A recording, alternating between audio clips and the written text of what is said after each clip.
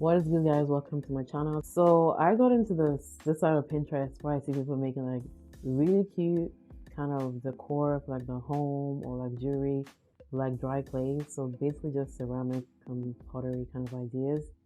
So I want to get into that, creating that kind of craft. So I decided to get this dry clay kind of beginner starter kit from Amazon. So this is meant to have like everything I need to get started with this. So let's get into the unboxing. So first we have the paints. So you actually have the option to select a different kind of like theme of paints. I decided to get the pastel ones because it works like spring summer kind of vibes right now. So yeah, next is the brush set. So it comes with two, which is like the main kind of brushes that you need, and I like that they're long as well because that kind of makes it easier to do what I want to do. Next we got the gloss varnish and the base coats. So basically just to add finishing touches to whatever you're making, and obviously the clay. So two kind of clay, and they're actually really big, like they're so heavy as well. So let's get into what is in the bag. So these are like the main tools to carve out the shape or exactly what we want to create. So first is the ribbon tool. So this is for trimming and squaring off the rims of the pots. Next is the blender tool for blending the clay and between the joint surfaces.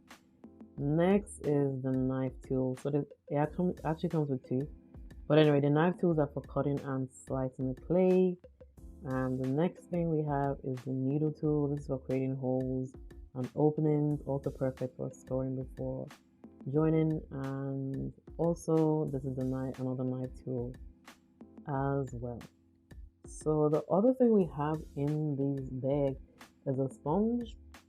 So this sponge, it says add some water and use the damp sponge to smooth over cracks and creases before drying. Okay, got it. So that's everything in this cute bag. So yeah, and next we have this cute kind of quick starter guide, just giving you the pictures of like everything people have created using the dry clay. So they're definitely similar to the ones I saw in Pinterest. And what's also cool about this is at the back at the bag it has exactly how you can create something like it. So we have the pinch pot, we have, what else do we have? We have the plant pot, the vase, and the trinket dish, which I really want to make. I want to make the trinket dish and some kind of pot. So yeah, and also the back of it has like exactly what the tools are for. So yeah, I'm here to start learning how to use this. Stay tuned for part 2, where I actually make some cute things using these dry clay.